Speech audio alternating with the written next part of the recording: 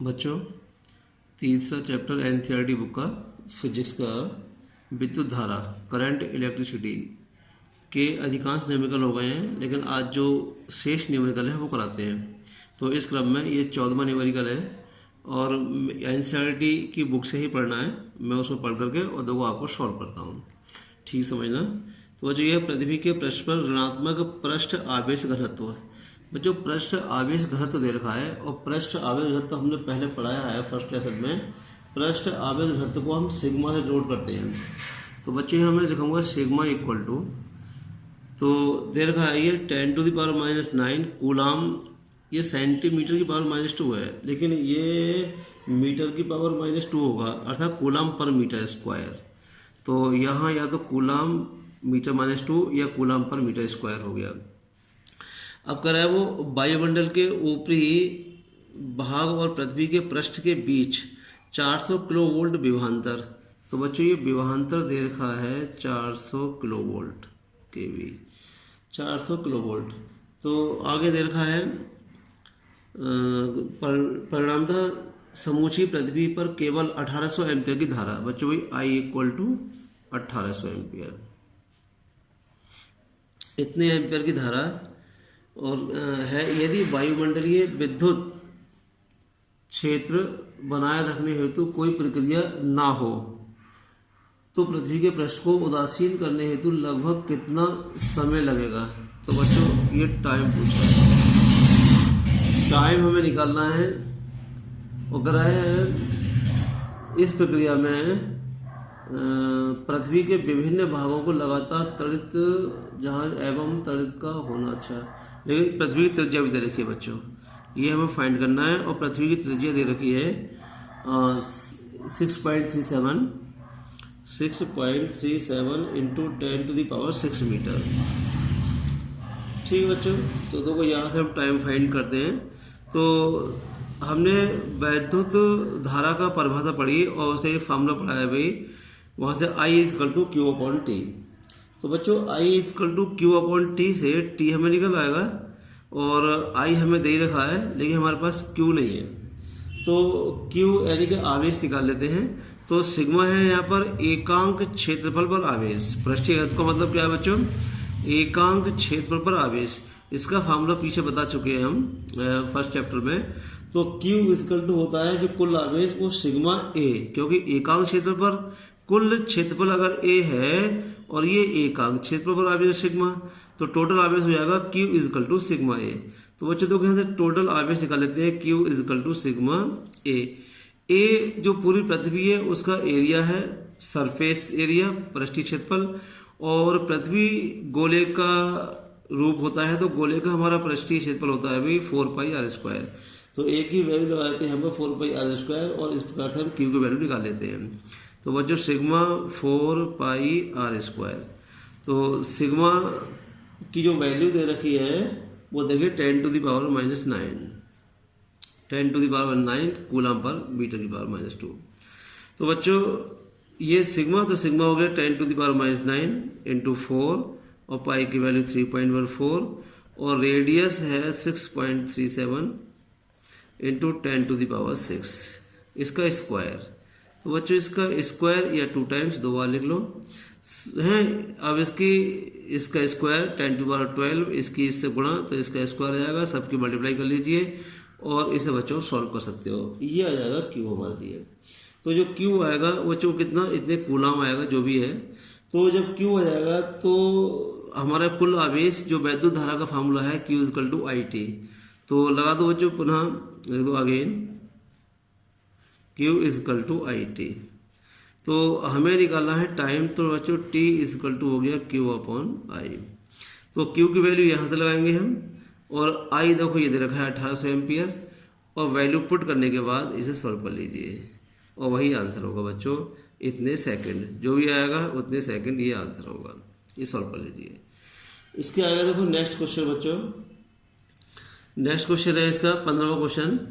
6 lead acid संचायक सेलों को जिनमें प्रत्येक का विद्युत वाहक बल 2 वोल्ट है। बच्चों 6 सेल है, तो सेलों को हमने जोड़ना, श्रेणी क्रम, समांतर क्रम, मिश्रक्रम सब इसी लेसन में बताया गया है। तो ये देखो 15 क्वेश्चन। तो 6 सेल, वहाँ नंबर ऑफ सेल को हमने n से दिखाया है, तो मान लीजिए n इक्वल टू 6। और अब वो ये कह रहा है जिनमें प्रत्येक का विद्युत भाग बल 2 वोल्ट है, प्रत्येक का, मान लीजिए ई लिख दिया मैंने भाई 2 वोल्ट, ये प्रत्येक सेल का विद्युत भाग बल है एक का। तो और आगे दे रखा है इसमें 2 वोल्ट है तथा आंतरिक प्रतिरोध 0.015 ओम है। बच्चों आंतरिक प्रतिरोध को हम स्मॉल r से दिखाते हैं, तो 0.015 ओम है। ये प्रत्येक सेल का आंतरिक प्रतिरोध है और विद्युत वाहक बल भी दे रखा है। क्रैक के संयोजन से एक बैटरी बनाई जाती है। इस बैटरी का उपयोग 8.5 प्रतिरोधक जो इसके साथ श्रेणी संबद्ध है। देखो बच्चों श्रेणी क्रम में इसके लग गए 8.5 ओम का प्रतिरोध, ठीक है ना। अब कराए तो धारा की आपूर्ति के लिए है ये लगाया जाता है बैटरी से कितनी धारा ली गई है एवं इसकी टर्मिनल वोल्टेज क्या है। तो बच्चों बैटरी से लेने वाली धारा पूछिए और टर्मिनल वोल्टेज यानी कि सिरों के बीच विभवांतर भी ज्ञात करना है। तो हमने बच्चों ये सेलों का श्रेणी और समांतर क्रम ये जोड़ना सिखाया है तुम्हें। तो इसके लिए फार्मूला जो मैंने सेलों को सिखाया भाई श्रेणी क्रम का, तो याद आ रहा होगा फार्मूला I इक्वल टू जो टोटल करंट थी I equal to NE plus R plus NR। तो I equal to NE upon R plus NR, ये मैं फार्मूला लगा देता हूँ बच्चों, ये पीछे ड्राइव हुआ है फार्मूला, याद रहना चाहिए। तो सेलों का तो कोई ये श्रेणी क्रम का formula I equal to NE upon R plus NR। बच्चों यहाँ पर n नंबर ऑफ सेल है, ये प्रत्येक सेल का विद्युत वाहक बल, ये आंतरिक प्रतिरोध, ये बाह्य प्रतिरोध है, n सेलों की संख्या है और ये करंट निकल आएगी। इसी के आगे देखो वैल्यू पुट कर रहा हूँ मैं, तो n की वैल्यू 6 हो गई और विद्युत वाहक बल दे रखा है 2 वोल्ट और प्रतिरोध दे रखा है बाह्य प्रतिरोध बच्चों 8.5 और n की वैल्यू 6 और इंटू आंतरिक प्रतिरोध दे रखा है बच्चों प्रत्येक सेल का 0.015। और आगे सॉल्व कर लीजिए भाई ये, तो ये हो जाएगा 6 दूनी 12 अपॉन 8.5 और प्लस ये हो जाएगा बच्चों 15 छक्के 90 और 3 के बाद दशमलव, तो बच्चों भाई 10 ये 0.09।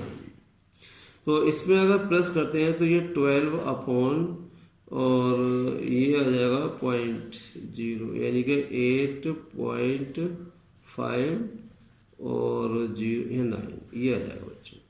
तो 8.59 8.6 लगभग है, इसे जो है डिवाइड कर दीजिए, आंसर आ जाएगा आपका I की वैल्यू आ जाएगी यहाँ से।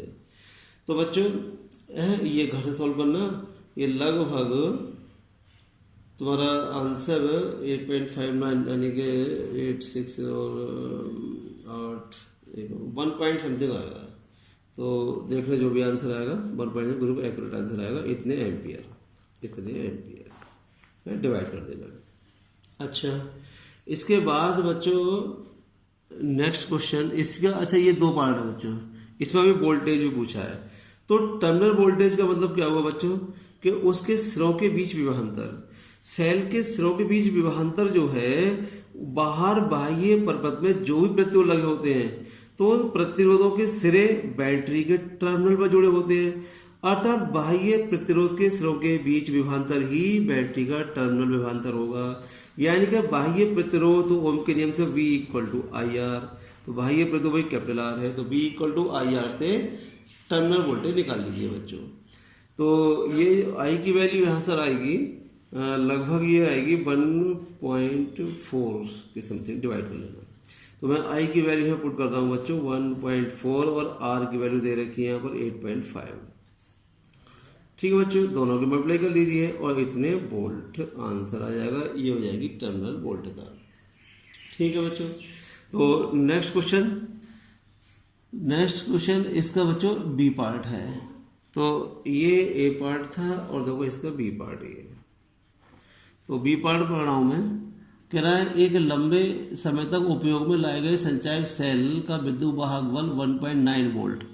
तो बच्चों एक सेल का विद्युत वाहक बल 1.9 वोल्ट और कह रहा है वो 1.9 वोल्ट हो गया। और विशाल आंतरिक प्रतिरोध 380 ओम है, यानी उसका आंतरिक प्रतिरोध बहुत अधिक है। स्मॉल आर दे रखा है 380 ओम,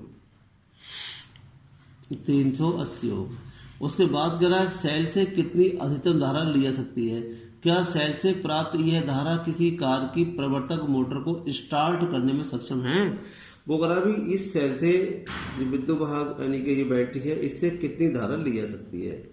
तो बच्चों ये तो सिंपल क्वेश्चन हो गया भाई। धारा के लिए ओम का नियम लगा दो, E = IR। तो बच्चों E = IR से I = निकाल लीजिए। तो I = हो जाएगा E/R, और E की वैल्यू है 1.9 और स्मॉल r दे रखा है बच्चों 380। ठीक है ना। तो पॉइंट हटा दीजिए, 1 0, 19 से कम 19 दूनी 38 200 बच्चों। तो 1/200 आ गया बच्चों। तो 1/200 यानी कि भाई 2 से डिवाइड 0.5 इंटू 10⁻⁻2, और या फिर 0.005 ले सकते हैं, 0.005। ठीक है ना, इतने वोल्ट। तो बच्चों ये आंसर है। तो ये इतने एम्पियर, क्योंकि ये करंट निकाली हमने, करंट का यूनिट जो होगा वो एम्पियर बच्चों, इतने एम्पियर। तो बैटरी से बच्चों इतनी धारा ली जाएगी, यानी उसका आंतरिक प्रतिरोध अगर बहुत अधिक है तो प्रतिरोध का मतलब धारा के मार्ग में रुकावट। जब रुकावट है तो बच्चों देखो कितना न्यूनतम धारा हो गई 0.005। अब वो कह रहा है क्या ये धारा कार को स्टार्ट करने के लिए सक्षम है। तो बच्चों कार को स्टार्ट करने के लिए लगभग 100 एम्पियर करंट की आवश्यकता होती है, और ये तो 0.005 यानी 1 का 200 भाग हो गया, बहुत छोटा हो गया 0.005। इसका मतलब ये कार को स्टार्ट करने के लिए सक्षम नहीं है। तो ये क्वेश्चन हुआ बच्चों। अब देखो नेक्स्ट क्वेश्चन है इसके 16 क्वेश्चन। तो 16 क्वेश्चन है बच्चों,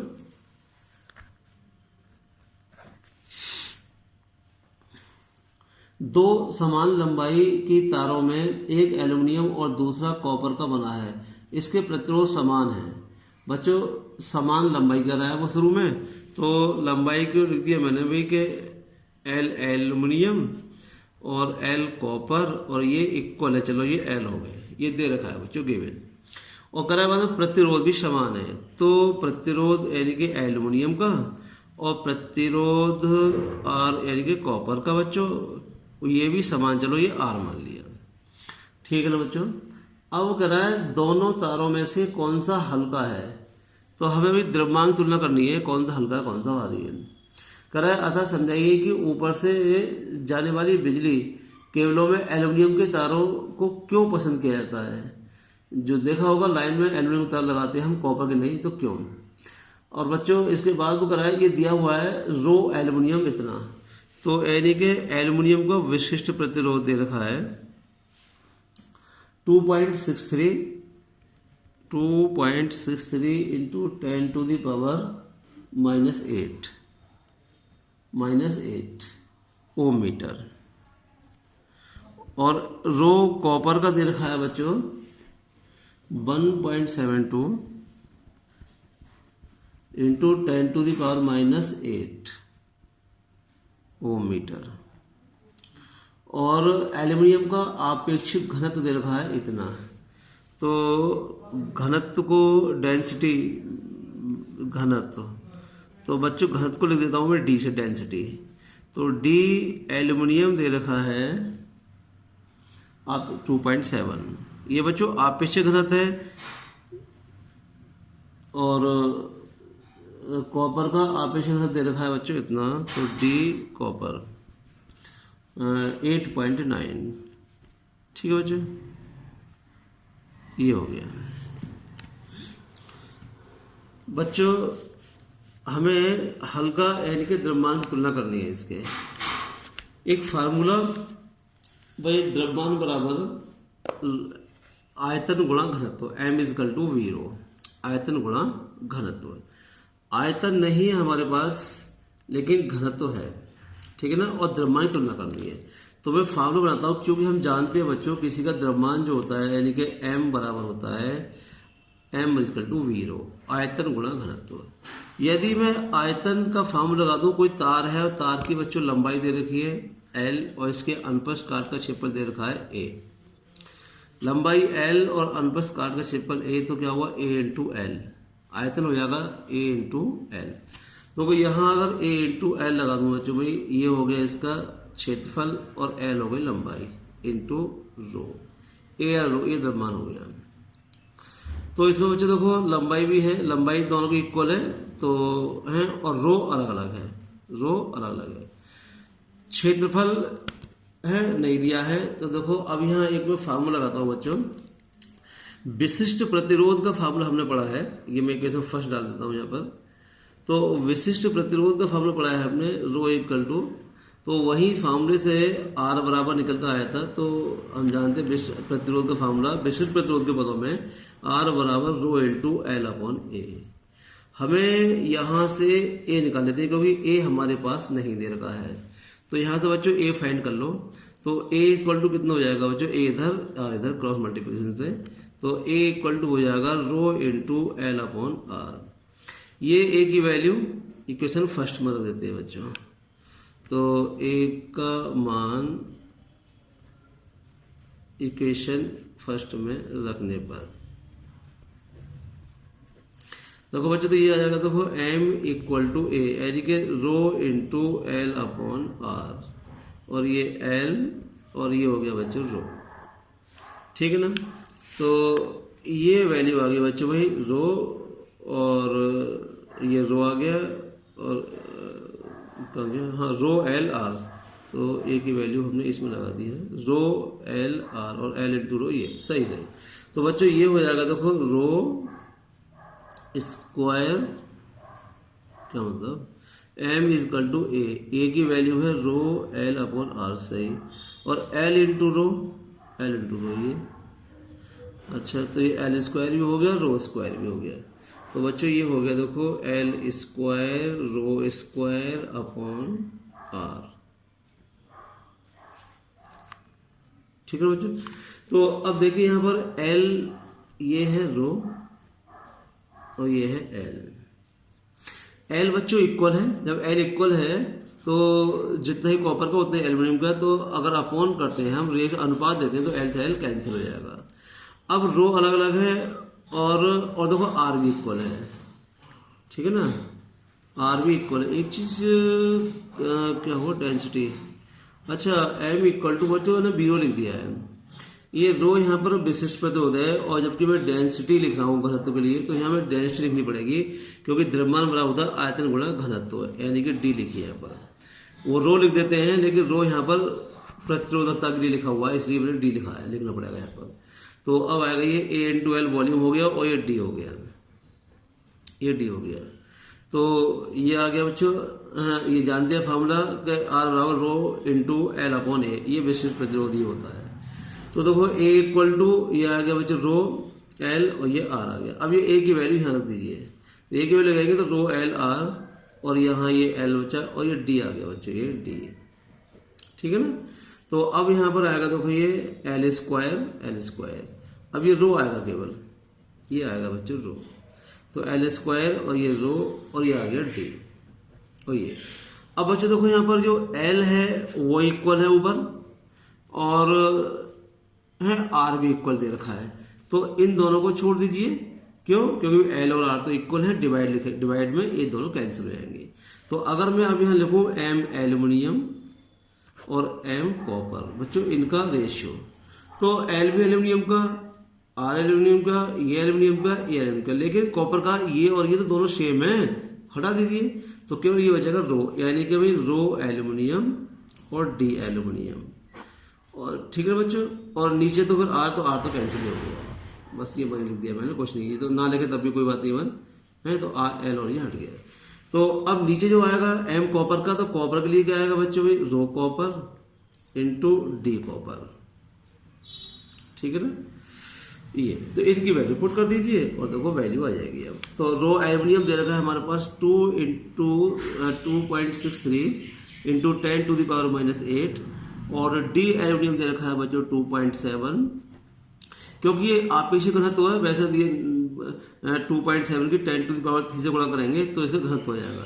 लेकिन यहाँ एक रेशो है, तो रेशो में आप पेंशिल घनत्व सीधे लगा सकते हो, क्योंकि इंटू 10⁻, यहाँ भी आएगा 3 और नीचे भी 10⁻³ आएगा, वो कैंसिल हो जाएगा, तो लगा दीजिए। अब रो कॉपर, तो बच्चों देखो कॉपर का प्रतिरोध दे रखा है 1.72 इंटू 10⁻⁻8 इंटू कॉपर की डेंसिटी, तो कॉपर की डेंसिटी दे रखी है बच्चों 8.9 ये आया बच्चों। बस इससे ये कैंसिल हो जाएगा। और बच्चों अब इसे कैलकुलेट कर लीजिए, तो कैलकुलेट करेंगे बच्चों, यहाँ पर ये आ जाएगा लगभग 2,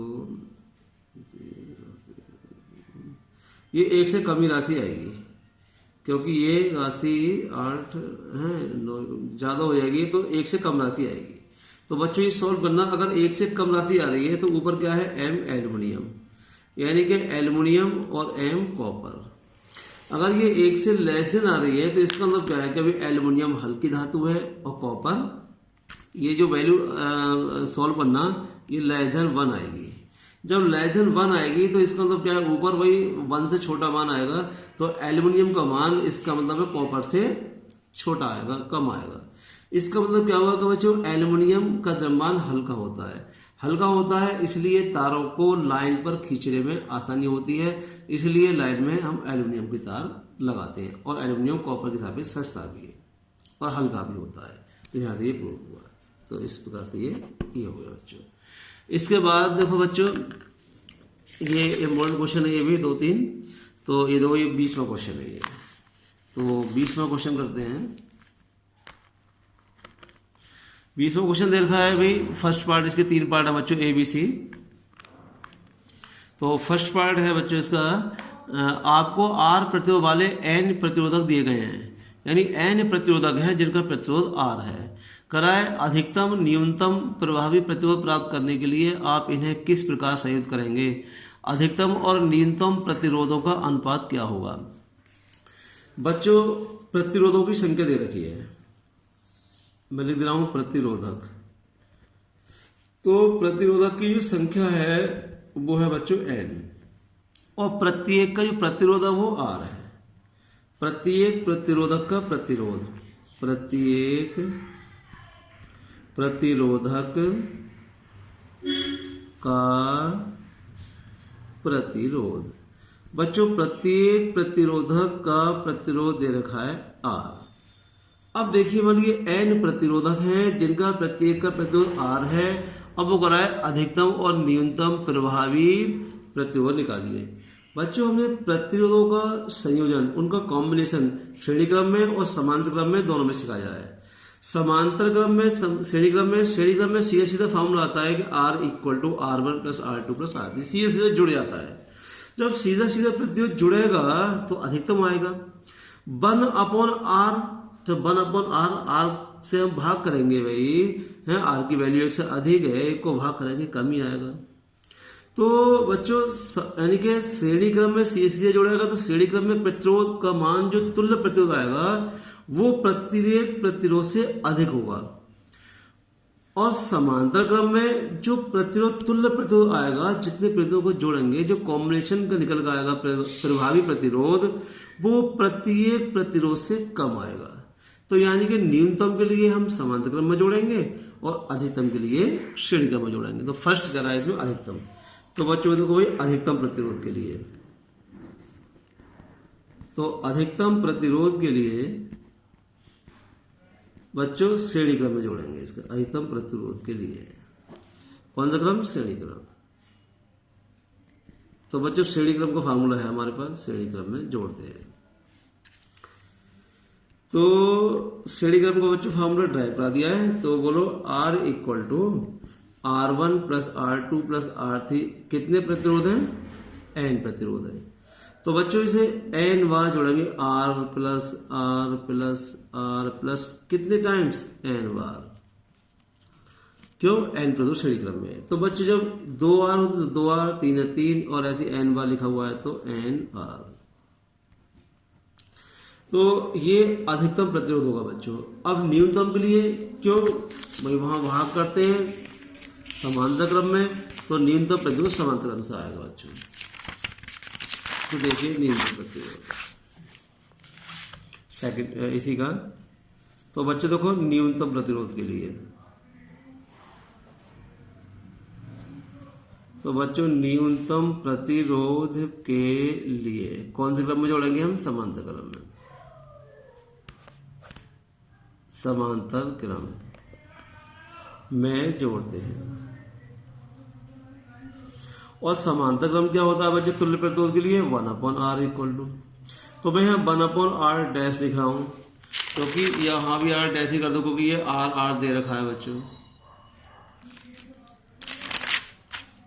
तो 1/r डैश इक्वल टू कितना हुई? 1/r 1/r बच्चों कितने बार लिखा जाएगा ये भी, क्योंकि n प्रतिरोध है तो ऐसे ऐसा n बार लिखेंगे। अब देखो 1/r 1/r 2/r 3 है तो 3/r n बार लिखा हुआ है तो n/। बच्चों यहाँ 1/r डैश, r डैश को मैंने तुल्य प्रतिरोध मान लिया है, तो अब r डैश भाई ये भी व्युत्क्रम, तो भाई इसका ही व्युत्क्रम यानी कि r/n है। ये न्यूनतम प्रतिरोध आएगा बच्चों। तो देखो ये फर्स्ट पार्ट हुआ, और इसका देखो सेकंड पार्ट कह रहा है बच्चों, कह रहा है यदि 1 ओम 2 ओम 3 ओम यानी कि 1 ओम और 2 ओम और ये कुछ नहीं, 1 ओम 2 ओम 3 ओम के प्रतिरोध दे रखे हैं बच्चों, 3 प्रतिरोध। तो कह रहा है उनको आप किस प्रकार संयुक्त करेंगे कि प्राप्त तुल्य प्रतिरोध इतना हो? 11/3। तो देखो इसका भी फर्स्ट पार्ट कह रहा है ये तुल्य प्रतिरोध, जो प्रभावी प्रतिरोध है, तुल्य प्रतिरोध दे रखा है बच्चों इसका फर्स्ट का 11/3, यानी समझ गए ना। 3 प्रतिरोध दे रखे हैं बच्चों ये, 1 ओम 2 ओम 3 ओम। इससे इन प्रतिरोधों को हम श्रेणी क्रम में, समांतर क्रम में, या 2 को श्रेणी फिर समांतर या समांतर श्रेणी किस प्रकार से जोड़ें कि उनका प्रभावी प्रतिरोध तुल्य प्रतिरोध 11/3 आए। तो बच्चों देखो 11/3 आए, तो अब इसको है थोड़ा बस 1-2 बार करके देखना पड़ेगा। देखो अपॉन में 3 आ रहा है, हम सीधा श्रेणी क्रम में जोड़ते हैं तो सीधे जुड़ जाएगा भाई, नहीं आएगा इतना, 1 और 2 3 और 3 6। अपॉन में जोड़ेंगे तो अभी एलसीएम 3 दूनी 6 आएगा, 3 आ रहा है, नहीं आएगा। तो देखो क्या करते हैं बच्चों, अब यहाँ पर 2 को श्रेणी क्रम में या फिर समांतर क्रम में जोड़ के फिर श्रेणी क्रम में, नहीं आता है तो 2 को समांतर क्रम में फिर 1 को श्रेणी क्रम में जोड़कर, तो इस प्रकार से ये रफ कॉपी पे करके देख लेना। मैं यहाँ देखो करके तो मैं दिखाता हूँ अभी बच्चों। ये जैसे हमने 1 और 2 को समांतर क्रम में जोड़ा बच्चों, तो 1 और 2 को समांतर क्रम में, 1 व 2 समांतर क्रम में, तो समांतर में जोड़ा बच्चों। तो समांतर में तो क्या भाई, चलो 1/, मैंने यहाँ r डैश लिख दिया ऐसे, तो 1/r डैश और भाई 1/1, कभी समांतर में 1/r1 1/r2 प्लस 1/2, तो ये आ जाएगा 2 कम 2 3/2, ठीक है ना, यानी कि r डैश इक्वल टू 2/3 ये आ गया बच्चों। अब पहले 2 प्रतिरोधों को हमने देखो समांतर में जोड़ा, अगर इन दोनों को जोड़ने के बाद जो तुल्य प्रतिरोध आया है, तीसरे के साथ में श्रेणी क्रम में जोड़ दूं, तीसरे के साथ श्रेणी क्रम में जोड़ दूं, तब देखो तुल्य प्रतिरोध अगर इतना आ रहा है तो देखो ये कॉम्बिनेशन बनेगा। तो अब बच्चों देखो श्रेणी क्रम में इस r डैश और 3 ओम को श्रेणी क्रम में जोड़ते हैं, तो श्रेणी क्रम में सीधे जुड़ जाता है बच्चों, और तुल्य प्रतिरोध निकालता हूं मैं r बराबर, यानी कि r डैश प्लस 3 अर्थात 2/3 और प्लस 3, यानी कि 3 तिया 9, 9 और 2 11/3। तो बच्चों देखो 11/3 ये आगे 11/3 तुल्य प्रतिरोध। इसका मतलब क्या करा हमने, पहले 2 प्रतिरोधों को देखो बच्चों समांतर क्रम में जोड़ लिया, ये ऐसे, और तीसरे को हमने देखो श्रेणी क्रम में जोड़ा, ये ऐसे। इसका फिगर ऐसे दिखा सकते हो, ये 1 ओम, ये 2 ओम और ये देखो ये 3 ओम। सही है बच्चों, इन दोनों को समांतर क्रम में जोड़िए फिर श्रेणी क्रम में जोड़िए, तो इतना जाएगा। इसी प्रकार से देखो ये सेकंड है इसका, तो सेकंड पार्ट में करा है बच्चों तुल्य प्रतिरोध 11/5 ओम, बाकी वही है पहला 1 2 3। तो सेकंड में तुल्य प्रतिरोध जो लेके आना है वो कि हम इन तीनों प्रतिरोधों को कैसे जोड़ें, तो बच्चों तुल्य प्रतिरोध 11/5 आना चाहिए, सही ना। अब देखो क्रम इनका चेंज करके देख लेते हैं। अगर मैंने एक बार करा नहीं आया तो ये दफा करना है इसे, फिर दोबारा कोई दूसरा क्रम बदल कर देखना। अब जैसे मैंने 2 और 3 को समांतर क्रम में ले रहा हूँ बच्चों में, देखो ये तो ये 2 ओम और 3 ओम, और फिर बचा 1, तो देखो ये 1 ओम जोड़ दिया यहाँ पर, ये 1 ओम। तो 2 और 3 को समांतर में जोड़ते हैं बच्चों पहले। तो देखो समांतर में तो वही 1 अपॉन, तो 1 upon r dash 1 upon 2 plus 1 upon 3, 6 LCM आ गया, तो 2 3 6 और 3 दूनी 6, यानी कि 5/6। तो बच्चों ये 1 अपॉन r डैश है, तो r डैश इक्वल टू जो हो जाएगा वो 6/5 हो जाएगा। अब देखो इन दोनों को समांतर में जोड़ दिया। अब इन दोनों को जोड़ने के बाद बच्चों ये एक ही बन जाएगा, यानी एक मान आएगा दोनों का इतना। अब इसे श्रेणी क्रम में जोड़ो, ये श्रेणी क्रम हो गया, धारा का मार्ग एक ही हो जाएगा। इन दोनों को एक करेंगे, धारा एक ही मार्ग से जाएगी। अब मैं श्रेणी क्रम में जोड़ता हूँ। तो बच्चों अब श्रेणी क्रम में जोड़ने पर श्रेणी क्रम, तो श्रेणी क्रम में तो तुल्य प्रतिरोध भाई सी से जोड़ जाता है R1 प्लस R2। तो ये जोड़कर जो आया वो R डैश और प्लस कितना है 1, यानी कि 6/5 प्लस 1, तो 5 1 5 और 6 11/5। देखो तुल्य प्रतिरोध बच्चों आ गया ये। ऐसे ही देखो इसका थर्ड पार्ट दे रखा है बच्चों, तो थर्ड है 6 ओम, तो 6 ओम तो सी से दो स्वयं करना पड़ता बच्चों। ये दे रखा है 1 ओम 2 ओम 3 ओम, तो 1 और 2 3 और 3 6, तो कैसा आ गया बच्चों, सी से जोड़ता है श्रेणी क्रम में। तो थर्ड पार्ट में हम श्रेणी क्रम में जोड़ देंगे। थर्ड पार्ट के लिए हम तीनों को श्रेणी क्रम में जोड़ दें, और तीनों को श्रेणी क्रम में जोड़ करके तुल्य प्रतिरोध बच्चों 6 आ जाएगा श्रेणी क्रम में, यानी कि R equal to 1 plus 2 plus 3, और देखो 6 ओम ही आ रहा है तुल्य प्रतिरोध ये। और लास्ट में दे रखा है बच्चों इसका 6/11 6। तो देखो ये फोर्थ वाले में इसको समांतर क्रम में जोड़ देना। अब स्वयं जोड़ना बच्चों समांतर क्रम में, यानी कि 1 upon R equal to 1 upon 1 plus 1 upon 2 plus 1 upon 3। बच्चों 6 एलसीएम आ गया, तो 6 प्लस 2 3 और 3 दूनी, तो ये आ जाएगा 6 3 9 तो 11/6। तो और ये R इक्वल टू हो जाएगा 6/11 है, कितना है 6/11, सही आ रहा है बच्चों। तो देखो ये तुल्य प्रतिरोध बच्चों इतना आ गया। तो इस प्रकार से बच्चों ये 20वां क्वेश्चन भी हुआ, और 20वें का बी पार्ट। अब देखो 20वें का सी पार्ट दे रखा है बच्चों ये, तो 20वें का सी पार्ट कराते हैं। 20 का सी पार्ट करा है बच्चों, चित्र करा है कि चित्र में दिखाए गए नेटवर्क का तुल्य प्रतिरोध ज्ञात कीजिए। चित्र देखो किताब में दिखा देता हूं मैं इसका। ये इसका फिगर दे रखा है, ये एनसीईआरटी की बुक है, तो सी का ये फिगर है ये, और फिगर देखो मैं बना भी देता हूँ इसका। तो चित्र में दिखाए गए नेटवर्कों का तुल्य, अच्छा 2 फिगर है बच्चों इसके, तो दोनों को मैं बना दिखाता हूँ। तो पहले देखो ये ए, और ये देखो ये इस टाइप से ये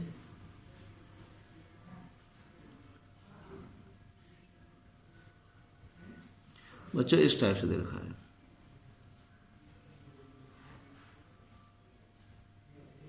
ये फिगर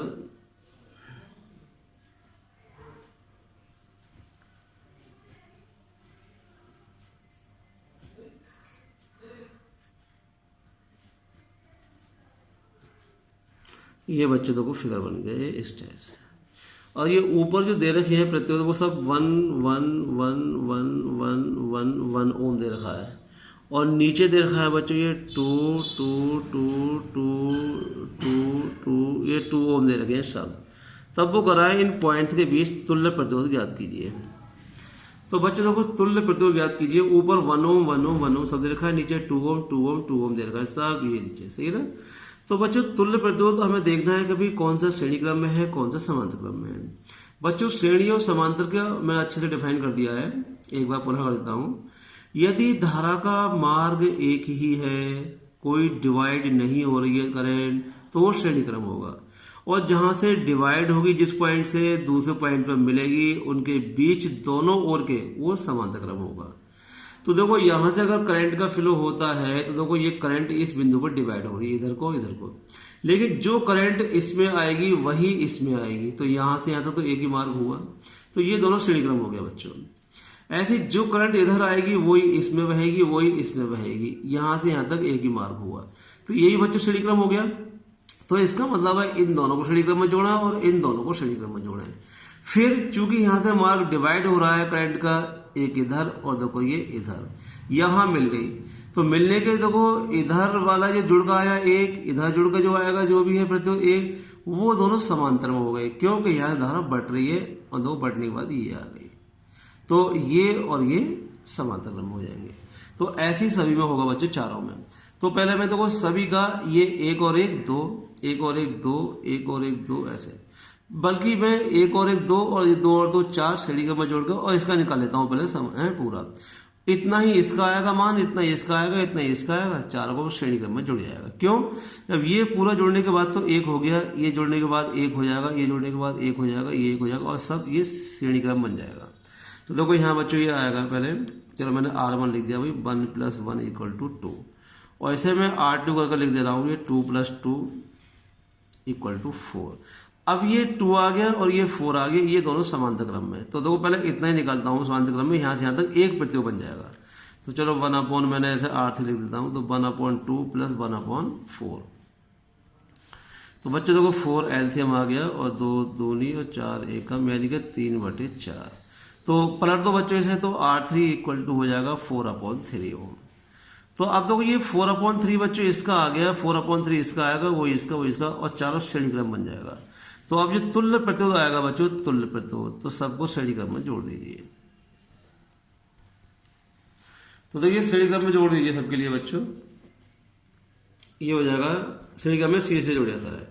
तो 4/3 + 4/3 + 4/3 और +4/3, तो ये हो जाएगा भाई 3 तो एल्सियम आ गया, तो 4 × 4 = 16/3 प्रतिरोध बच्चों भाई इतने ओम।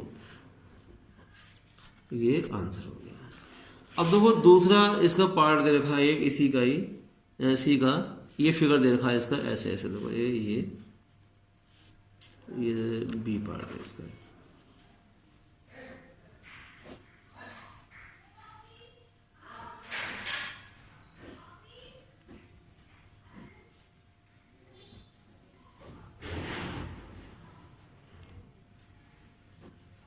बच्चों ये ऐसे, अब ये प्रतिरोध दे रखे हैं देखो, ये R दे रखे हैं, R और ये भी R, ये भी R, ये 5 प्रतिरोध दे रखे हैं, 1 2 3। अब बताओ बच्चों इनका भी वो तुल्य प्रतिरोध पूछ रहा है। ये 5 प्रतिरोध है, चाहे करंट इधर से बहे या इधर से, अगर इधर से बहेगी तो जो करंट देखो इसमें आएगी वही इसमें जाएगी, वही इसमें, वही इसमें, कहीं डिवाइड हो रही है क्या? नहीं। यहाँ से यहाँ तक धारा का एक ही मार्ग रहा सभी प्रतिरोधों में। इसका मतलब ये सभी प्रतिरोध कैसे हो गए? श्रेणी क्रम में। तो भाई श्रेणी क्रम में तुल्य प्रतिरोध बच्चों, तो श्रेणी क्रम में अभी तुल्य प्रतिरोध सीधे जोड़ देते हैं, तुल्य प्रतिरोध। चलो R' लिख रहे हैं क्योंकि यहाँ R दे रखा है इसलिए पहचान के लिए ये। तो बच्चों भी श्रेणी में जो तो R + R + R + R बच्चों 5 हैं तो 5 जोड़, यानी कि 5R। बस ये आंसर आ गया बच्चों। अब इसमें है मोस्टली क्वेश्चन सब हो गए, और 1 2 अगर क्वेश्चन है तो अगर कोई प्रॉब्लम लगे वो इजी कर सकते हो, और नहीं आए तो है किसी प्रकार से व्हाट्सएप पर नंबर है ही सभी के पास, और उस नंबर पर पूछ सकते हो, है सोल्यूशन मिलेगा पूरा। तो इस प्रकार से बच्चों ये चैप्टर है लगभग मैं समझता हूँ कि फिनिश होने जा रहा है, और अब कल से नेक्स्ट चैप्टर की थ्योरी स्टार्ट करते हैं। तो ठीक से पढ़िए, ठीक समझिए। ओके, आज के लिए इतना बच्चों, थैंक यू।